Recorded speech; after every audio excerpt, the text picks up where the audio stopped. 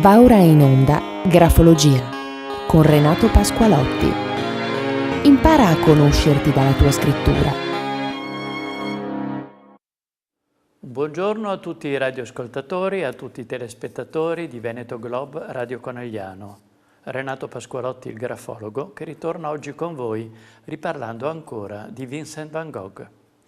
La volta scorsa ho parlato prevalentemente di questo straordinario artista dal punto di vista pittorico. Oggi esaminerò la sua scrittura e dalla scrittura arriverò a definirne il temperamento e capire quali connessioni ci sono dal punto di vista caratteriale letto dalla scrittura e la sua arte, la sua pittura. Sarà interessante poi perché parlerò anche di un altro pittore interessante, innovativo, che è Amedeo Modigliani, un pittore italiano. Venendo a Vincent van Gogh e venendo alla sua scrittura, io posso dirvi questo. La scrittura è ben impostata, vi parlo del primo periodo, della prima esperienza, dei primi anni della sua avventura pittorica. La sua scrittura è impostata, tendenzialmente rigida. C'è un superio molto evidente, dobbiamo pensare, che il padre era un pastore, un predicatore, un pastore protestante e sicuramente è stato molto rigoroso dal punto di vista educativo con Vincent, che era il primogenito di altri poi 5 fratelli. La scrittura quindi denota un superio molto forte, molto rigoroso. Questo poi si va attenuando nel corso degli anni, soprattutto quando Vincent ha iniziato a usare l'assenzio, le droghe, l'alcol. La scrittura in questo caso diventa meno strutturata, è più libera se vogliamo, più aperta. C'è in ogni caso interessante nel carattere, nel temperamento di Van Gogh, questa sua predisposizione di occuparsi dell'altro. Dal punto di vista biotipologico, noi potremmo parlare di Van Gogh come un personaggio tendenzialmente bilioso dal punto di vista ippocratico. Che cosa vuol dire bilioso? Vuol dire forte temperamento, forte decisione, forza di volontà molto sottolineata, che lo porta quindi ad affrontare con energia una sua propria autonomia che ha trovato fin da giovane nel collegio dove è stato appunto educato. L'educazione quindi vediamo che è stata molto particolare, molto rigorosa nei confronti di Vincent, che si è sentito libero soltanto con l'uso di sostanze. La scrittura quindi, come vi ho detto, è una scrittura energica, con aste molto alte, quindi ideali molto alti, ma anche con istinti importanti, forti. Dobbiamo ricordare che Vincent era un ragazzo molto, molto libero. Lui amava la natura e la natura poi l'ha espressa nei suoi quadri, nei suoi lavori, con i colori che lui ha imparato appunto così accesi dagli impressionisti francesi. Quindi un artista con il segno pendente che dal punto di vista intellettivo indica capacità assimilativa. Lui ha guardato molto a pittori precedenti come Millet e un segno importante che indica la sua attenzione all'altro, alle persone più in difficoltà. La pittura iniziale era una pittura dedicata soprattutto all'ambiente contadino e poi dobbiamo ricordare che a 20 anni Vincent van Gogh è diventato anch'esso un predicatore e si è ritrovato a predicare non nelle grandi chiese, ma nelle miniere. Quindi è sempre stato attento all'ultimo. Grande generosità. La sua generosità la troviamo anche più avanti. La sua era comunque una condizione ossessiva, se vogliamo. E quando poi si parla del suicidio finale del luglio del 1890, rimangono ancora dei dubbi.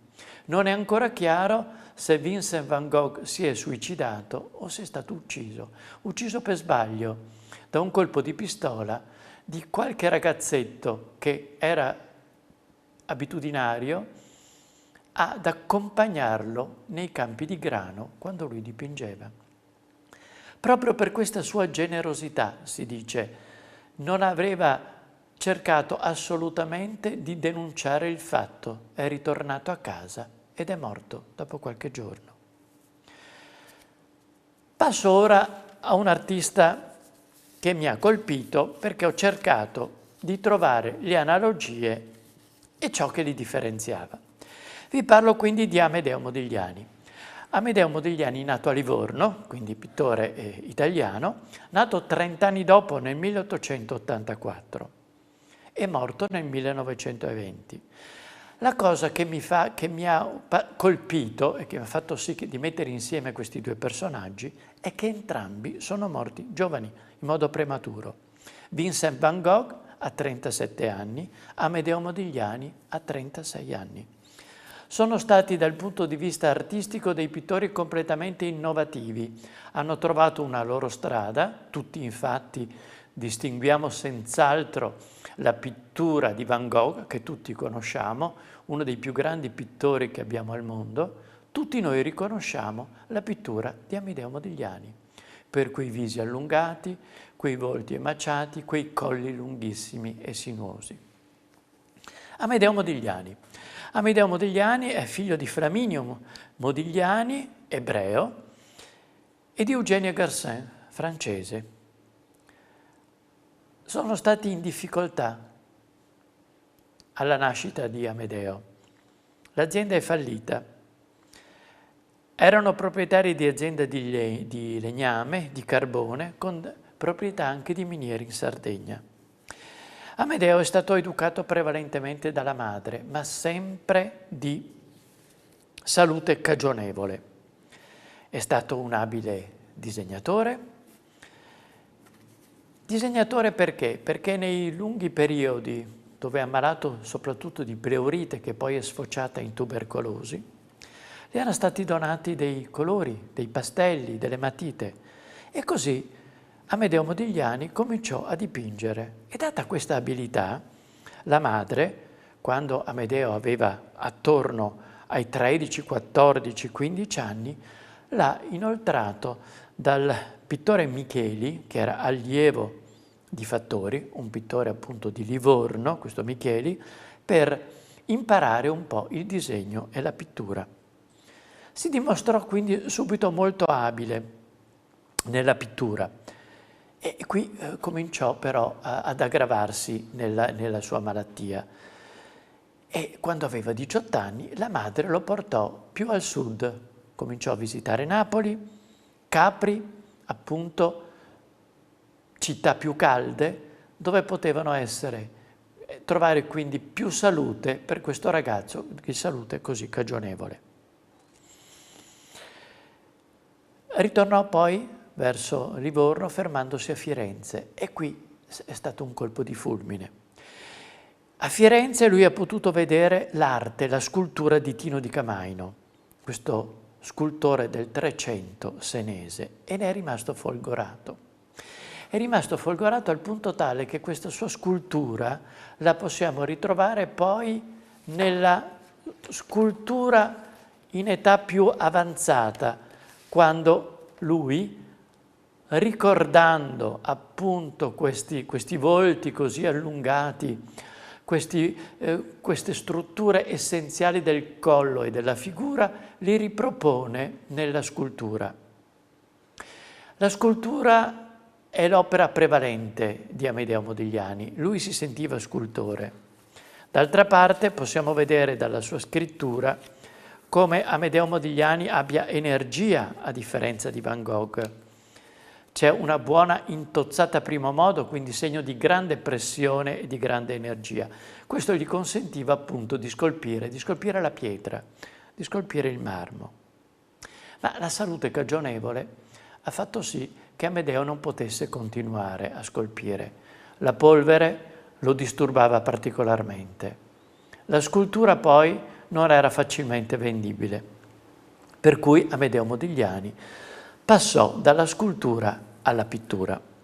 La sua pittura inizialmente ne risente molto dell'arte francese, perché sappiamo che già giovane da Firenze lui si spostò a Parigi dove poté incontrare Picasso, dal quale sicuramente, data la grande personalità dell'artista, ne rimase anch'esso molto stupito e cercò in qualche modo quasi di imitarlo, ma soprattutto di Paul Cézanne, quel impressionista francese che era già ben conosciuto a Parigi.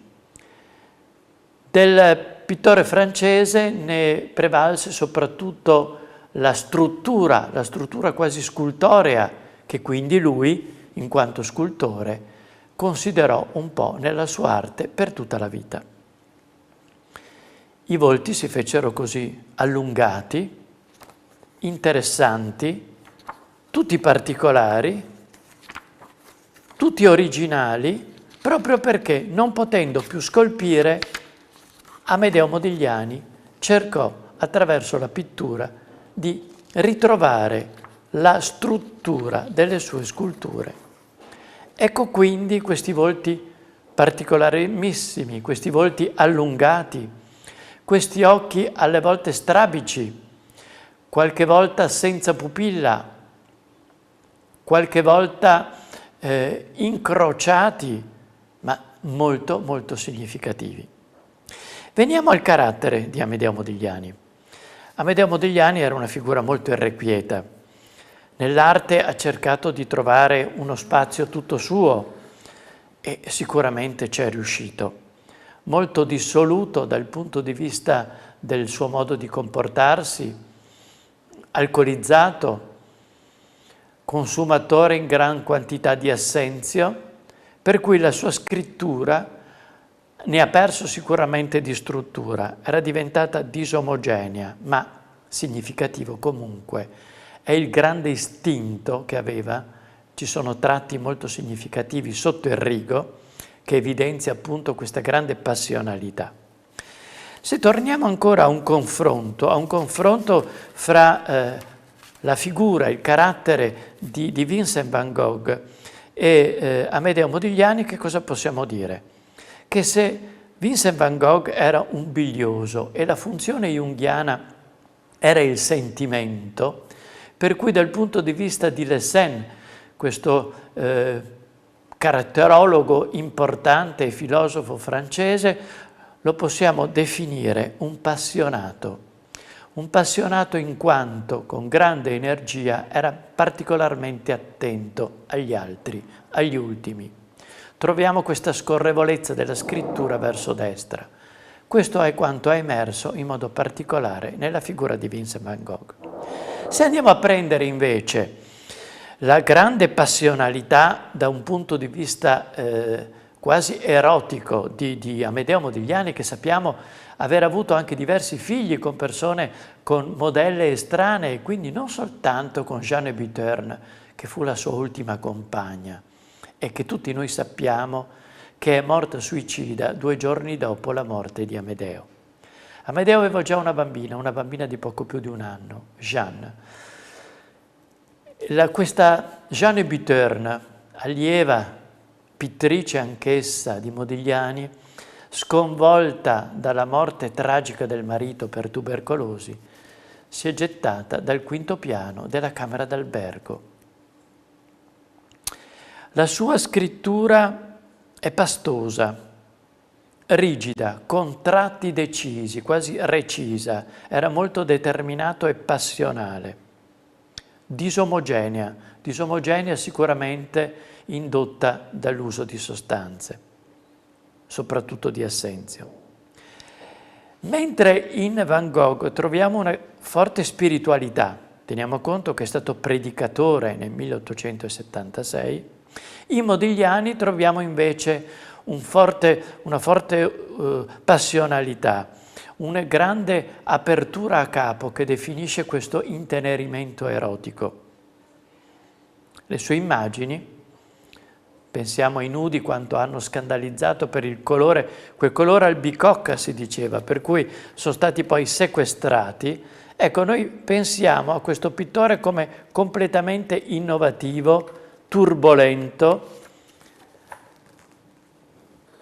e deciso nel portare avanti il suo linguaggio, il suo modo di essere.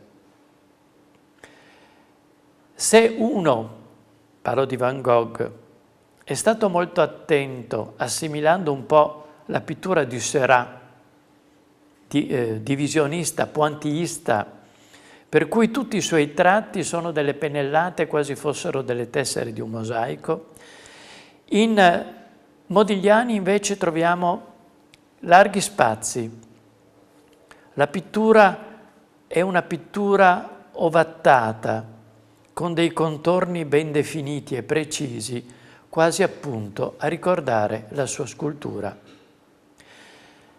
Sono due pittori che non hanno avuto entrambi, morti giovani, grande fortuna nella vita, ma sono diventati i pittori più straordinari che noi possiamo avere appunto nella pittura moderna. Con questo io vi lascio, ritornerò la prossima settimana a parlarvi della figura di Pablo Picasso, della sua scultura, del suo temperamento, della sua scrittura. Oggi vi lascio. Una buona giornata a tutti. Renato Pasqualotti da Veneto Globe, Radio Conegliano.